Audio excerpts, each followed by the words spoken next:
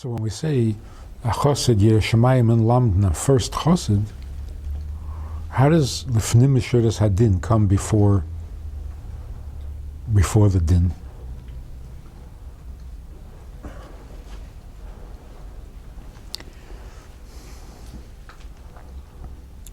The Lifnim Mishuras Hadin means before the Ratzon. Before the Ratzon Elyon, Lifnim, before. Before the Ratzon Elyon, what is there? What's higher than din? Before the Ratzon, there's the Baal HaRatzon. So Lifnim Mishuras Hadin literally means you're not doing it because of the din, you're doing it because of the Baal din. You're not doing it for the Ratzon, you're doing it for the Baal HaRatzon.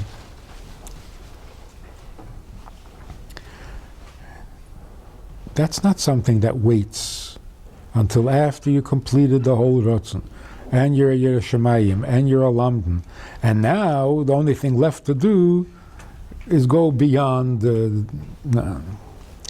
L'Lifnim Mishuras Hadin has to come first.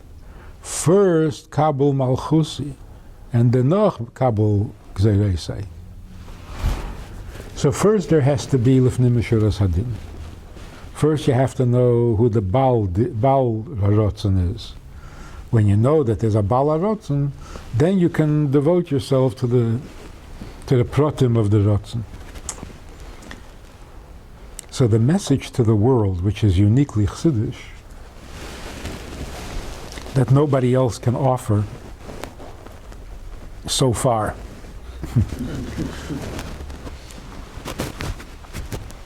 is this awareness and this understanding of the Baal HaRatzon. So whatever other kiruv activities are going on, it's not about the Baal HaRatzon. They haven't gotten there themselves. They certainly can't offer it to somebody else. So, when the Rebbe says to be mefarsim, to be mefitz Yiddishkeit und Mayonis. Yiddishkeit or Mayonis, which is it? Our Indian is to spread the Mayonis. Why are we busy with Yiddishkeit? So there are people who actually think that you have to do Yiddishkeit because it's an emergency and nobody else is doing it, so you have to do it. And then, when we take care of that, then we'll be able to be Chassidim and teach Mayonis.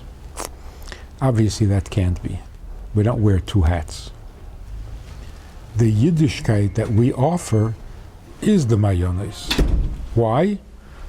Because the Baal HaRatzon is already in place. So again, it's not the Mayonis as Lifnim Mishuras Hadin. First you have to do the din, then you'll get to the... No. So when you ask a guy to put on tefillin, is that Chassidus or is that Yiddishkeit? We're saying it's both. You can't really separate.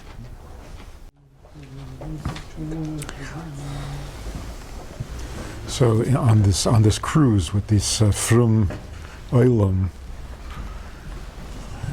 Shabbos afternoon, I said, you do mitzvahs because it's good for you, or you do mitzvahs because it's good for the Eibishter? It was so shocking. People were so...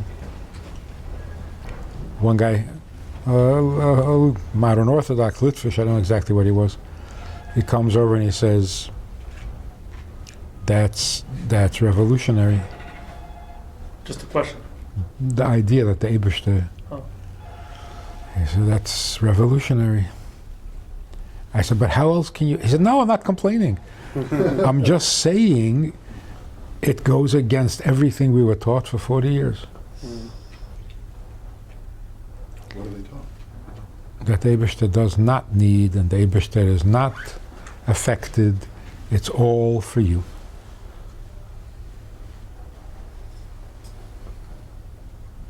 Long-term investors, they are.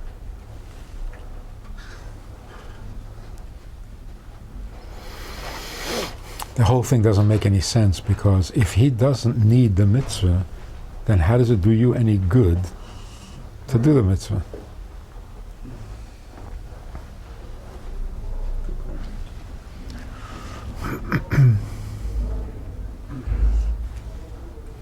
Like the argument, "Lo nitnu ha-mitzvahs elo l'tzarev b'emes habriyos." See, he doesn't need it. It's just l'tzarev b'emes habriyos. So the question is, how, if you do mitzvahs, are you mitzarev the briyos? If he doesn't need it, and it's not important to his plan, it's not important to him, and you separate meat and milk, you're making what? You're mitzarev the briyos?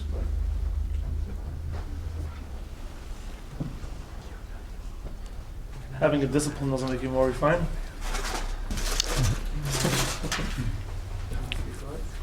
Arbitrary exercises just to show that you're obedient. But their sheet is theologically easier in a way, because then the whole question of, free choice, etc., is kind of put aside,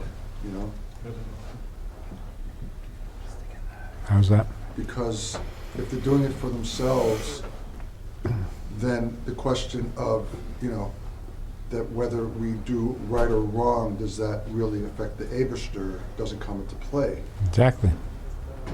It just determines how long you're going to be in Gehenna, Okay. which doesn't make any sense either. Why should I go to Gehenna? I didn't do anything against you Or for you. or for you. So what's with the Gehenna business?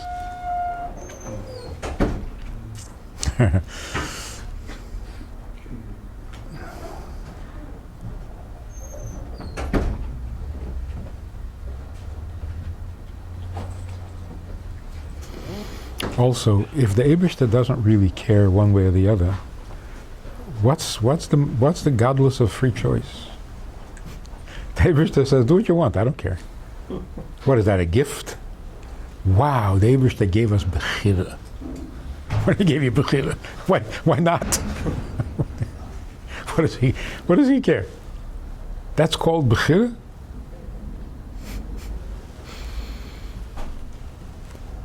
But when the Eibishter says, "It is negeya to me be'etzem that you should keep Shabbos," if you don't want, that's a statement. But if I don't care, and you don't care, so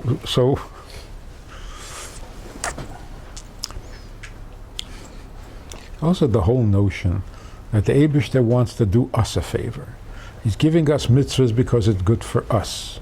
And he just wants to be kind to us. Teva ha'tov lehetiv. But if you don't listen to him, he'll make you so miserable. What kind of deal is that? Nothing makes any sense according to... Primarily, what happened to Avodas Hashem? What's Ivdu as Hashem? You're not Ivdu as Hashem ever. In fact, it's not even possible.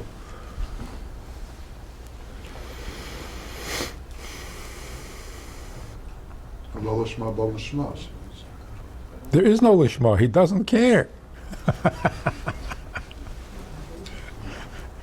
First I'll do it for me, then I'll do it for you. Oh, you don't care. So it's embarrassing. Some people have kindness that this was Yiddishkeit till 100 years ago, or till 50 years ago.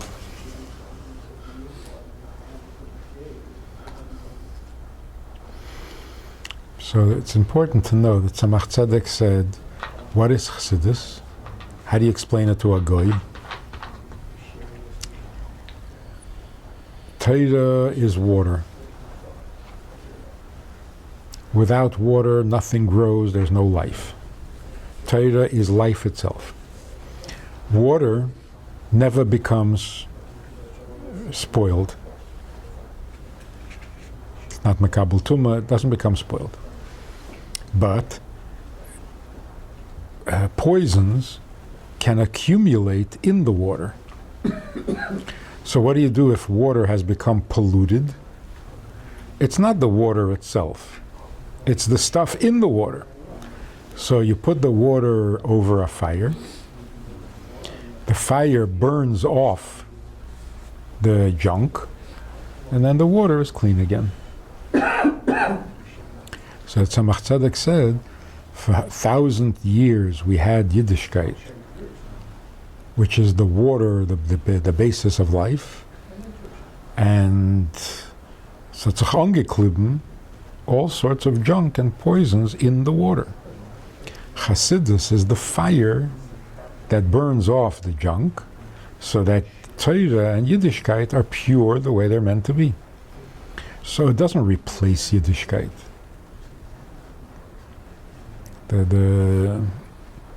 It's the fire, or it's the mayan? There's a new mayan. The Baal Shem Tov, Manaseh Chutz, there's a mayan, the new fresh water. Well, but what does that do to the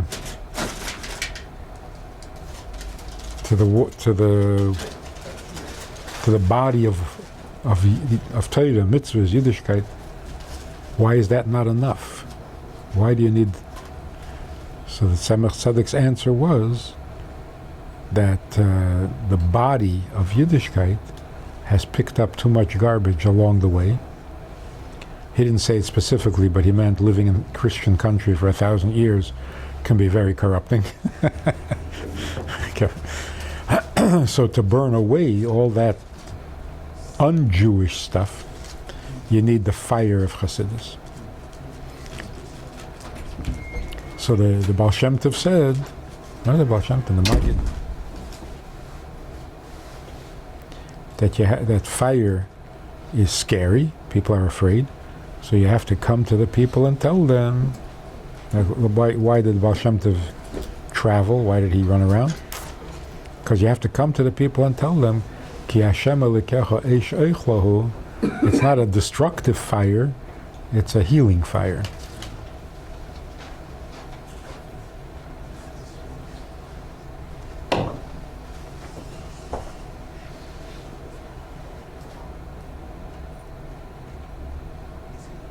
you know the mice with the Baal Shem Tov where they going around the ice and made a salem out of it. I asked this guy who started a Baal Tshuva yeshiva in Eretz Yisrael. I said, what are you hoping to accomplish? The students that come to you, to this Baal Tshuva yeshiva, their grandparents were frum. They learned Gemara, they learned Shulchan Aruch, maybe they learned Musa. You're teaching these kids Gemara, Shulchan Aruch, Musa. Why do you think it will work for them if it didn't work for the grandparents? What's your chiddush? The grandparents had all that, and they dropped it. So why?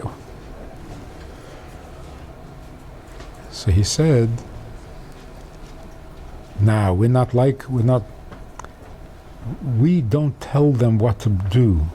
We just give them the facts and let them decide for themselves." That's the chiddush. Uh-huh.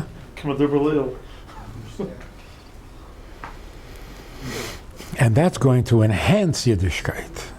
A liberal arts attitude is going to make Yiddishkeit stronger and deeper than what the grandparents had. Because you're not forcing them.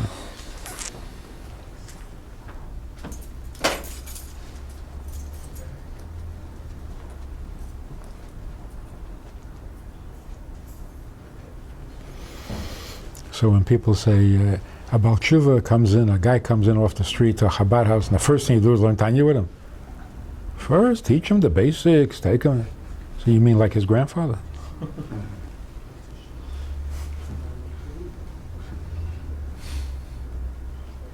pick up where his grandfather dropped out.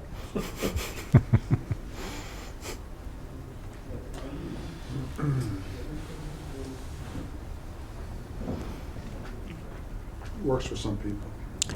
Yeah, it's very sad. So the lefnim mishuras hadin has to come first.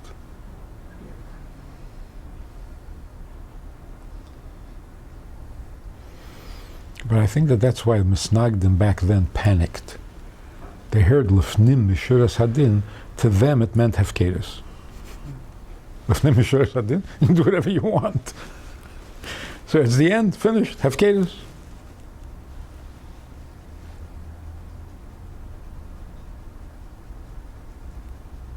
Yiddishkeit is all about the instructions and doing that's all Yiddishkeit, and anything it's scary, yeah. This Bachran went on a talucha, Achron Shel Pesach. They came to the shul where everybody was gathered, so they asked him to make Kiddush. So he made Kiddush, and he made Shechiyana. Bachram. And Bachar, yeah. So somebody said to him, no. He said, I'll pick Kabbalah. I'll pick Kabbalah, you make it. I'll pick Kabbalah, you can do anything you want. It's a hefkedus.